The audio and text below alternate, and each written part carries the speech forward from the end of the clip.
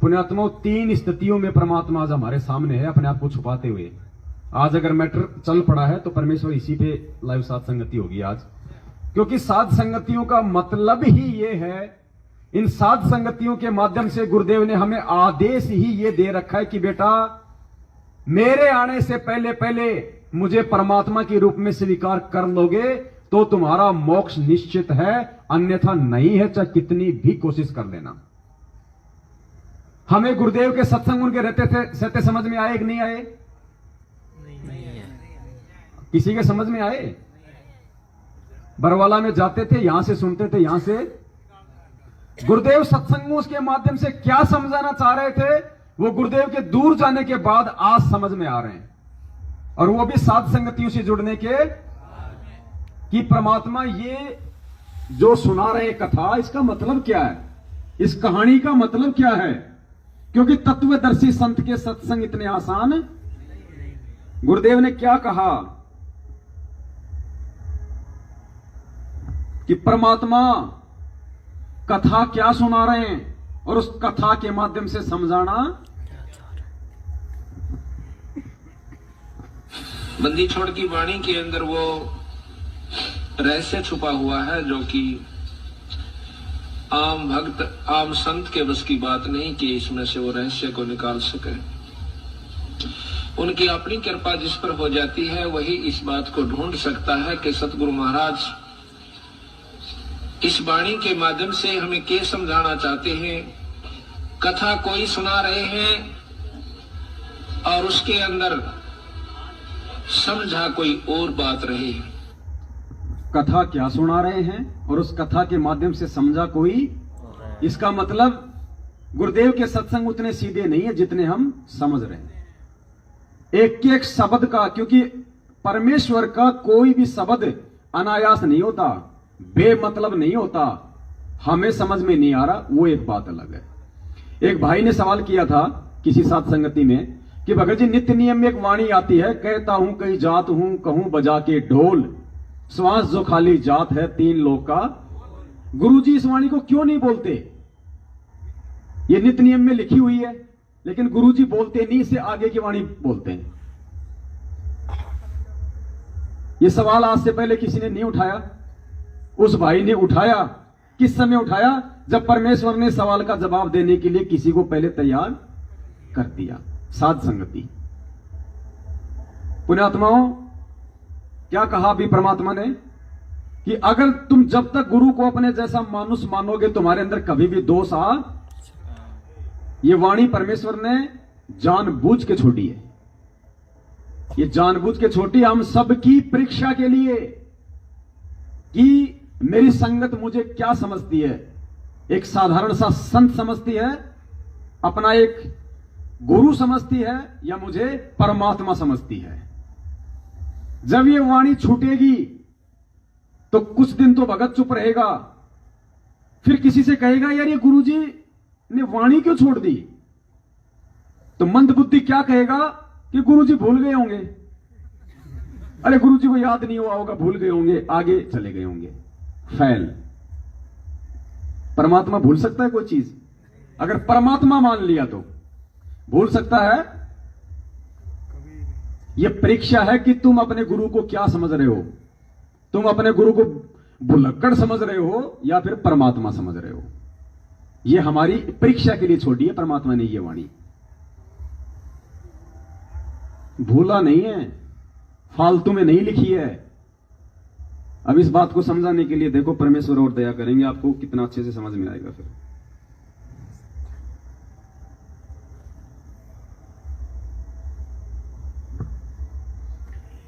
चंद्र प्रभा जिसने जगन्नाथ के लिए धोती तैयार की थी, धोती वाला नहीं सुनाएंगे यहां पे, छोटा ही है, ध्यान से सुनना। क्या बोल रहे हैं परमात्मा? 2 संकेत है कितने बड़े। कल के सत्संग में, रात्रि के सत्संग में आप जी ने सुना कि एक बहन जिसका नाम चंद्र प्रभा था, पुण्यात्माओं कल गलती से ये दास चंद्र प्रभा के स्थान पर शशि प्रभा बोल गया। चंद्र प्रभा की जगह दास क्या बोल गया? शशि प्रभा। क्या कह रहे हैं गुरुजी? कल के सत्संग में ये दास चंद्र प्रभा की जगह गलती से शशि प्रभा बोल गया। गलती से नहीं, ये शब्द बोलना हमारी परीक्षा कि क्या सत्संग सुनते समय मेरे भगत इसी रूप में स्वीकार इस वाणी को करेंगे कि जैसा मैं बोल रहा हूं। यहां भाई भूल गए होंगे गुरुजी, गलती हो जाती है भाई, कोई बात नहीं। अगर ये गलती से बोला होता गुरुजी ने तो आगे सुनना इस सत्संग को। क्या कह रहे हैं परमात्मा, सुनना। वो चित से उतर गई थी उनका नाम जो है बहन बेटी का, क्योंकि उस आत्मा के कई जन्म हो चुके हैं, और कभी उस एक जन्म में शशि प्रभा भी रही है। जैसे कबीर परमात्मा ने कभी विष्णु जी की महिमा गाते हुए तो साथ में कृष्ण भी बोल दिया है, क्योंकि कृष्ण भी विष्णु ही था। तो वैसे उस समय जो उसकी शरीर था, क्या बोला परमात्मा ने? किसी जन्म में वो चंद्र प्रभा भी रही है, वो ही आत्मा किसी जन्म में चंद्र प्रभा नाम भी उसका रहा है। और शुरू में परमात्मा क्या बोल रहे हैं? दास के चित्त से उतर गया। अब चित्त से जिसके उतर गया हो वो उसके पिछले के जन्मों का कैसे बता देगा कि उसका एक जन्म में क्या नाम था? ऐसा बताने वाले के चित्त से कभी कोई बात उतर सकती है क्या?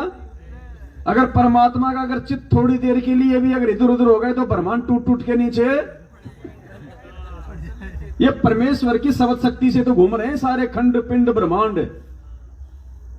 जब गुरुदेव ने लीलामय तरीके से और अपने मुंह बोले गुरु के रूप में स्वामी रामदेवानंद जी महाराज जी को चुनना था इस कलयुग की पिछली पीढ़ी में, तो परमेश्वर ने एक आत्मा को निमित्त बनाया। हरियाणा के चिड़ी गांव के रामेश्वर जी पहले से दादा गुरुदेव के शिष्य थे, तो और वो उनके साथ में रहा करते थे, अपने गुरुदेव के उनके दोस्त थे उस समय। तो रामेश्वर जी ने कहा कि भाई जेई, उस समय परमात्मा जूनियर इंजीनियर थे ना, जेई, तो बोला जेई एक तेरे मतलब का एक संत है कबीर पंथी।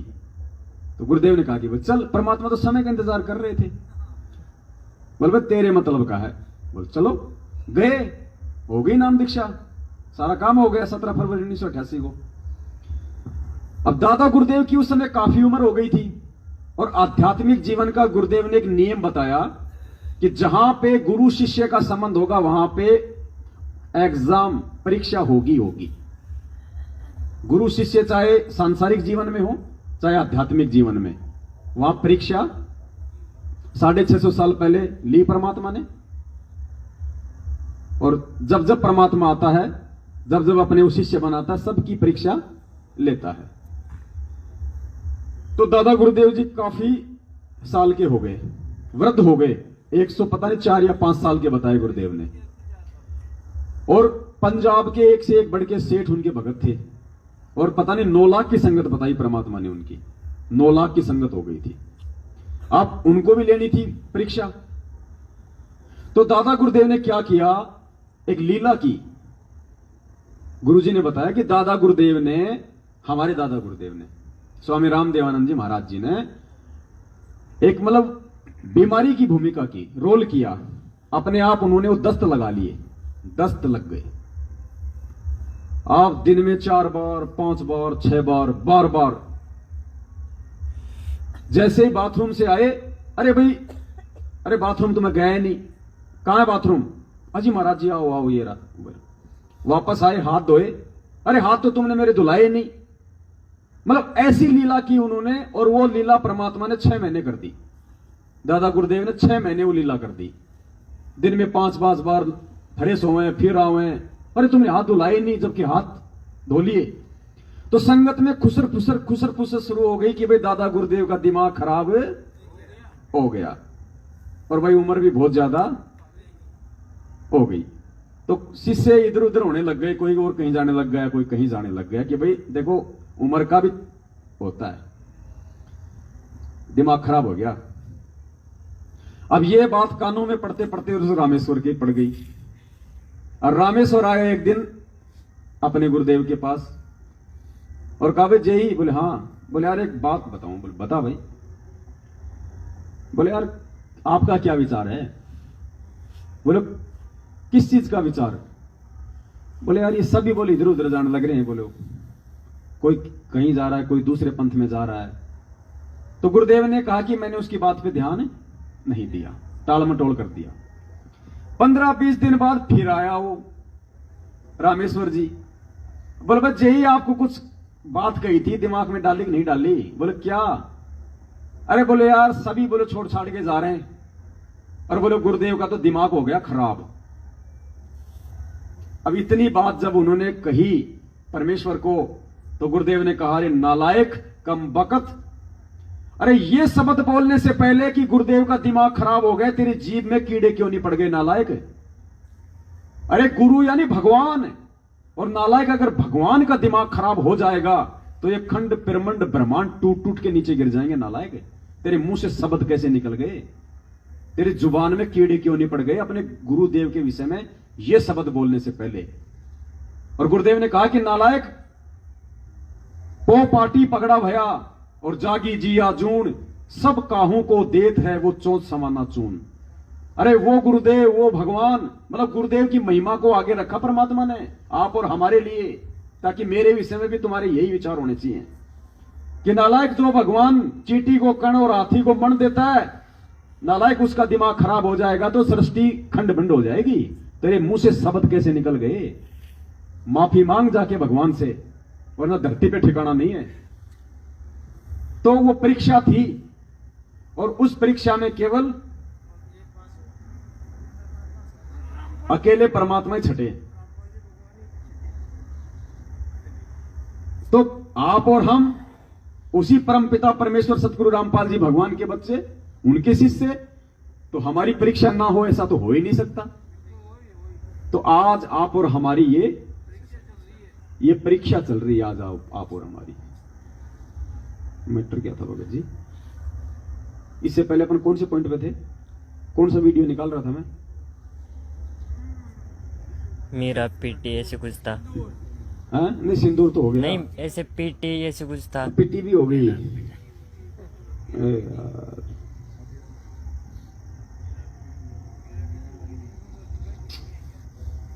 अब ये तो है ना, इसीलिए तो मेरे दिमाग में बोला भी नहीं किसी को, नहीं तो आप ही याद रख लेते। हाँ चंद्र प्रभाव वाला, वो कनेक्शन से कनेक्शन जोड़ना था ना। तो परीक्षा तो आप और हमारी भी है।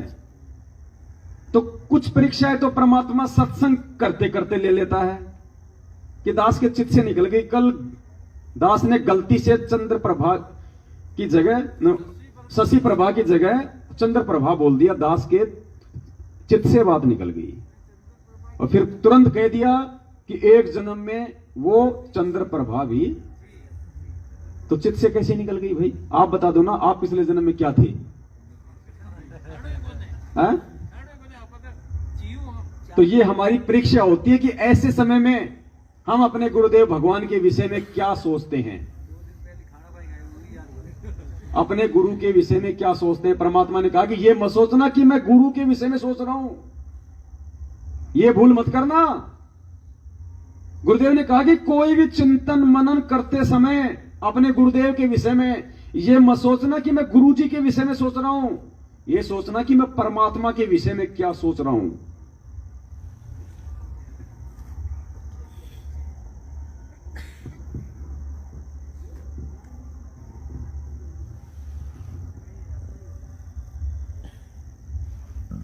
ध्यान से सुनना।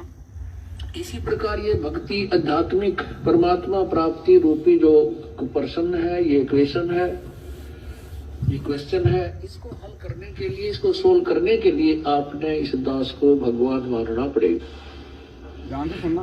तब आपकी आध्यात्मिक क्रियाएं सफल होंगी। जैसे उल्टा करता हूं तो उल्टा हो आप जाता यहाँ आओगे, आपने परमात्मा देखा नहीं, ये उल्टा हो गया, अब क्या चक्कर है। जैसे आप यहाँ से जाओगे, आपने परमात्मा देखा नहीं है, आपने इस दास को रोटेशन बंद कर दिया।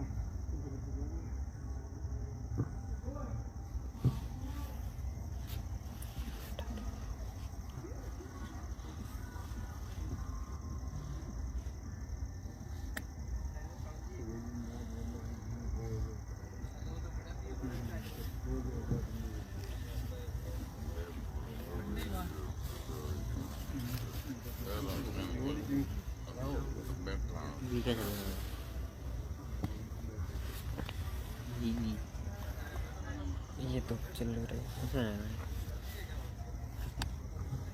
अब सुनना ध्यान से, क्या कह रहे हैं परमात्मा। कितनी सावधानी रखने की आवश्यकता है एक भगत ने अपने गुरुदेव के विषय में चिंतन करने से पहले, कुछ भी शब्द अपने मुख से निकालने से पहले। अब इसमें कितने कंसेप्ट क्लियर होंगे, ध्यान रखना। इसी प्रकार ये भक्ति आध्यात्मिक परमात्मा प्राप्ति रूपी जो प्रश्न है, ये क्वेश्चन है, इसको हल करने के लिए, इसको सोल्व करने के लिए आपने इस दास को भगवान मानना पड़ेगा। तब आपकी आध्यात्मिक क्रियाएं सफल होंगी। सुनना ध्यान से। जैसे आप यहां से जाओगे, आपने परमात्मा देखा नहीं है। आपने क्या नहीं देखा? फिर दाढ़ी मूछ वाला कौन है? बताओ जी। गुरुदेव कह रहे हैं आपने परमात्मा देखा नहीं है, तो दाढ़ी मूछ वाला कौन है फिर?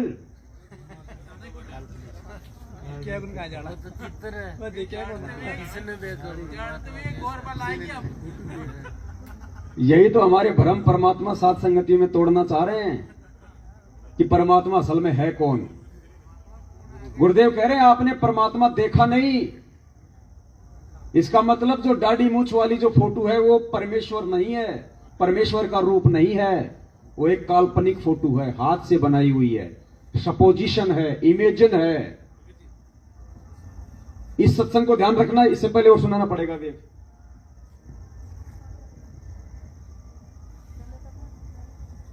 सुनना।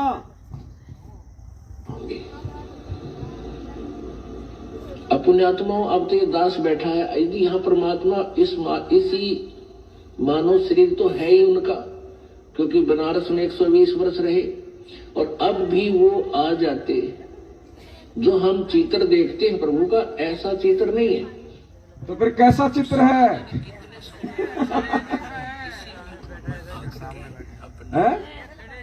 ज्ञान बताता है अपनी प्यारी आत्माओं को। इसलिए गुरु भगवान होता है। आज इसी मैटर पे चलेंगे अपन परमात्मा के दया से, सुबह तक इसको क्लियर करना है आज। और परमात्मा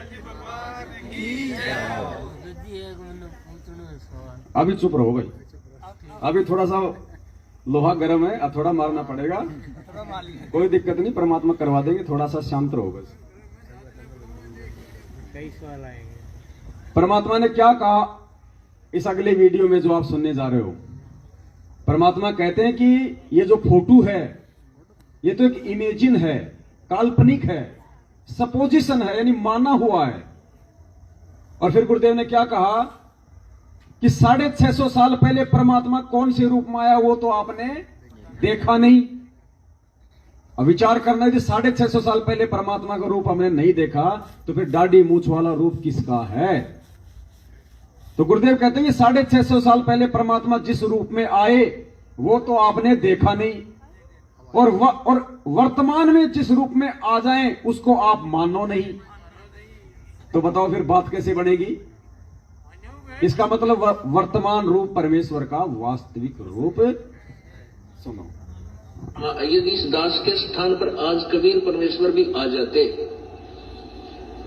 क्योंकि जिस समय कबीर परमेश्वर जिस रूप में आए थे वो तो तुमने देखा नहीं, वर्तमान वाला ने। और वो परमात्मा किस रूप में आए थे, ये तो जो हमने चित्र बनाए तो हमारा एक अपना इमेजन है, अपना सपोजिशन है, अपना माना हुआ बनाया है। लेकिन वो परमात्मा अब आ जाए तो जिस रूप में वो पहले आया था वो तो तुमने देखा नहीं, और ईब जिसमें आया उसने तो मानो को नहीं। तो बताओ फिर बात कहां बनेगी? अगर हमने वो नहीं देखा तो फिर दाढ़ी मूछ वाला कौन सा है? गुरुदेव इन्हीं को तो बताते हैं कि ये है वो कबीर परमात्मा जो 650 साल पहले आए थे। तो परमात्मा तो खुद ही इनको रिजेक्ट कर रहे हैं। पुण्यात्माओं, उस कबीर परमेश्वर को कबीर ही स्वयं बता सकता है, दूसरा नहीं बता सकता। अरे कुएं के मेंढक को समुद्र की जानकारी मेंढक दे सकता है क्या? 21 ब्रह्मांड एक कुआं है और हम हैं मेंढक। और हम मेंढकों को अगर 21 ब्रह्मांड से बाहर की सतलोक की समुद्र की कोई जानकारी दे रहा है तो उसको मेंढक समझने की गलती ना करना। तो गुरु को आम व्यक्ति आम मानुष जानने की गलती हम ना करें। और यही सबसे बड़ा माइनस पॉइंट है हमारा। 650 साल पहले यही एक हमारी कमजोरी थी जो हम गुरु जी को भगवान नहीं मान पाए। और क्या कहा परमात्मा ने? परीक्षा लेने का रीजन क्या बताया 650 साल पहले का? कि तुम गुरु को परमात्मा मान पाए या नहीं मान पाए। और उस समय परमात्मा बार बार कहा करते रहे, तुम मुझे परमात्मा नहीं मानते। वो कहते नहीं जी, हम तो आपको परमात्मा ही मानते हैं। तो परमेश्वर ने एक लीला की हमारी स्थिति हमारे सामने प्रकट करने के लिए कि देख लो भाई, तुम मुझे क्या मानते हो।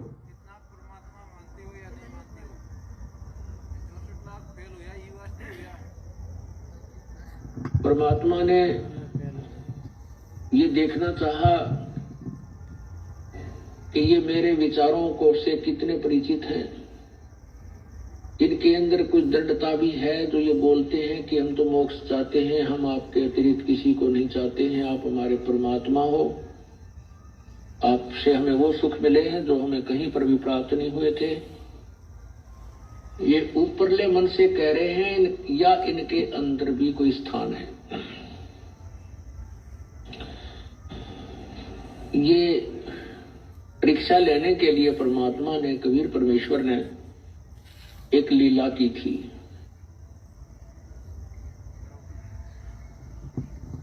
इसीलिए परमात्मा ने लीला की थी, हमें यह दिखाने के लिए, आईना दिखाने के लिए कि तुम मुझे ऊपरले मन से परमात्मा परमात्मा कहते हो या मुझे परमात्मा मानते भी हो। और सब फेल हुए ना। आज मान लिया गया। आज मान लिया होता तो क्या जन्मदिन मनाओगे?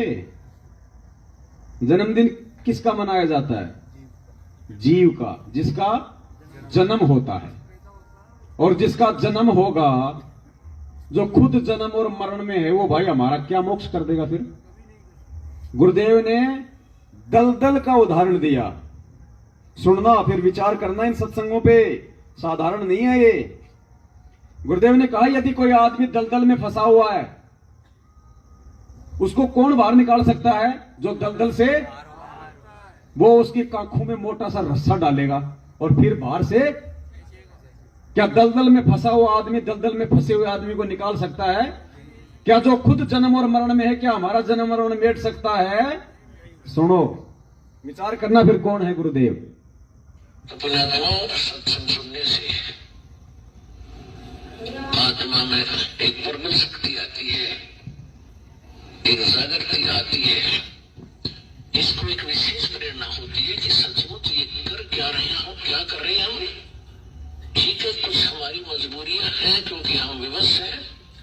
अब इस व्यवस्था के कारण हम सब कुछ जान भी लें और फिर भी कोई दाल नहीं गलती हमारी, क्योंकि जब तक समझ शक्ति साथ नहीं होगी हम इस दलदल से निकल नहीं सकते। चाहे कोई दलदल में धंस गया, उसको मालूम पड़ गया, चाहे पहले नशे में गिर गया, नशा उतरने के बाद उसको पता भी चल गया कि मैं तो इतना दलदल में हूँ और जितना हाथ पैर मारता हूँ नीचे को जा रहा हूँ, तो उस ज्ञान से कोई लाभ नहीं हुआ। उसको निकालने वाला बाहर चाहिए, दलदल से बाहर, और उसके बांध कर रस्सा घसीट के बाहर डाले। तो आप और हमारे साथ भगवान ऐसे करेंगे, पहले आपका नशा उतारेंगे कि तुम कहाँ बैठे हो, क्या कर रहे हो सारा जीवन, और उद्देश्य क्या था इस मनुष्य जीवन का, और फिर ये सतनाम का रस्सा आपका बांध देंगे गाथा के नीचे। और फिर ठीक है, पहले परमात्मा हमारा नशा उतारेगा ज्ञान देके। तो आज हमें इस सत्संग सुना के नशा कौन उतार रहा है? क्या कह रहे हैं कि पहले वो परमात्मा आपका नशा उतारेगा, तो आज हमारा नशा कौन उतार रहा है? गुरुदेव भगवान उतार रहे हैं। तो कौन हुए परमात्मा? और फिर क्या कह रहे हैं, सतनाम रूपी रस्सा तुम्हारी कांखों में डालेंगे। तो हमें सतनाम कौन दे रहा है? तो परमात्मा कौन हुआ? तो दलदल में फंसा हुआ दलदल वाले को कैसे निकाल देगा? जो खुद दलदल में है दूसरे को कहां से निकाल देगा? तो जिन लोगों ने उनका जन्मदिन मनाया उनको दलदल में ही बैठा दिया।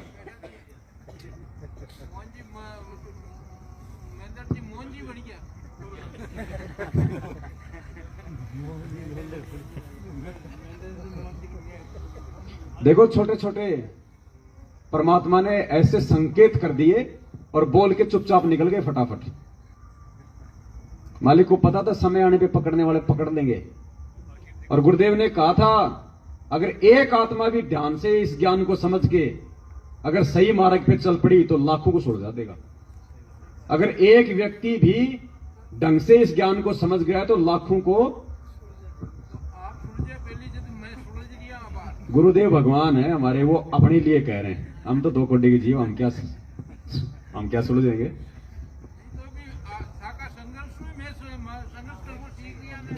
और मैंने कहां से सीखा?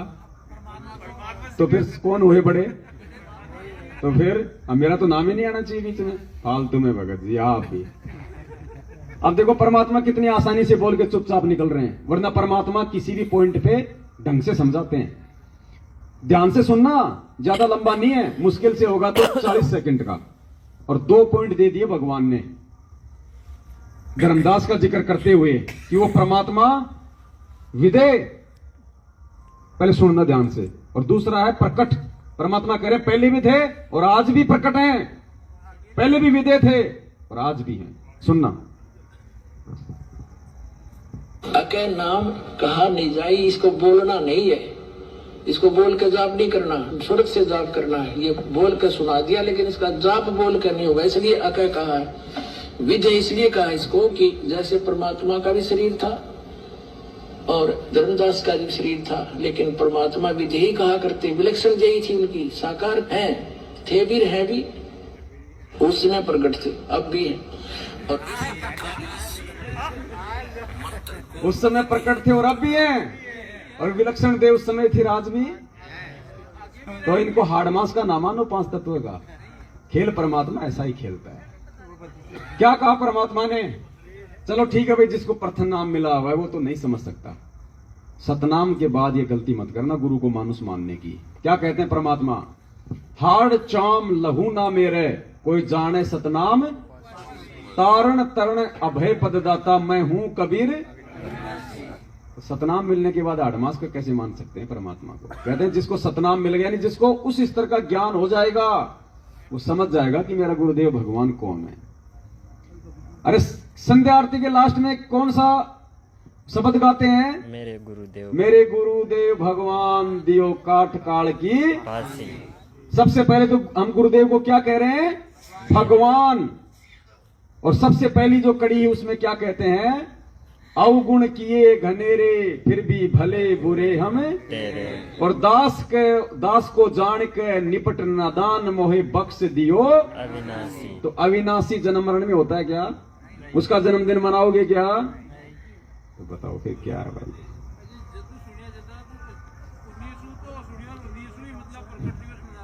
हाँ, अब चलते हैं उसी पॉइंट पे कि अपने गुरुदेव के विषय में चिंतन मनन, कुछ भी सोचने बोलने से पहले ये विचार कर लेना चाहिए कि मैं भगवान के विषय में बोल रहा हूं।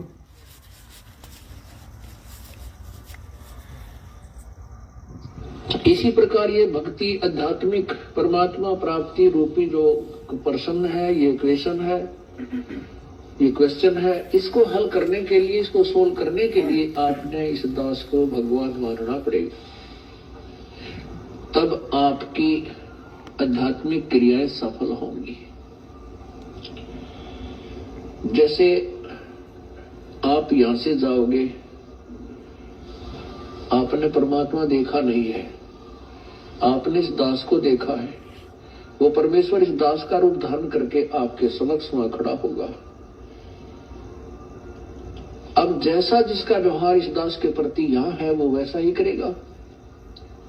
जैसा आपका इस दास के प्रति आपके मन में दोष या श्रद्धा है, वो ज्यों की त्यों वहां होगी।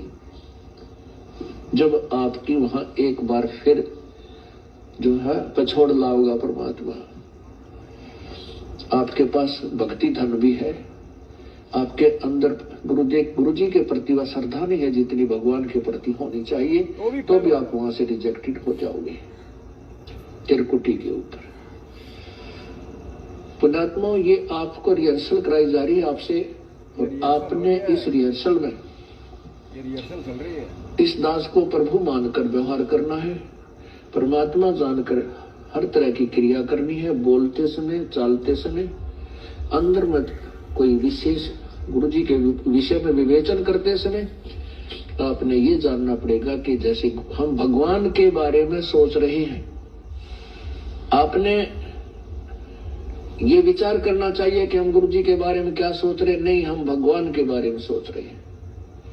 यदि इस दास में कोई दोष देख रहे हो तो आप परमात्मा में दोष देख रहे हो, या तो फिर त्याग जाइए, यहां से चले जाइए। आपको ऐसे गुरु की आवश्यकता नहीं जिसमें आप दोष निकाल रहे हो।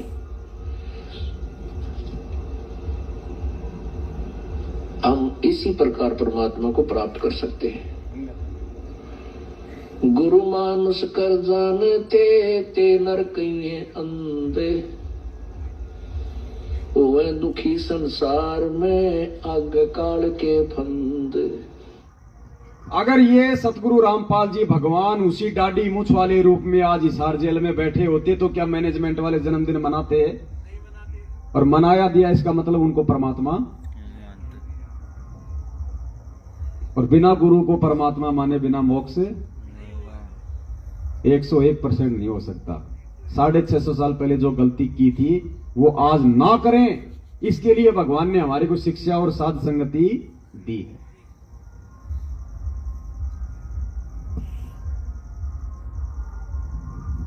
अब सीरियल वाइज चलेंगे। अब आज अगर हम सुबह उठें या इस साध संगति से उठें तो अपनी आत्मा को पूरी तरह से इस बात से सराबोर करके उठें कि धरती पे यदि कोई भगवान है तो सतगुरु रामपाल जी भगवान है। और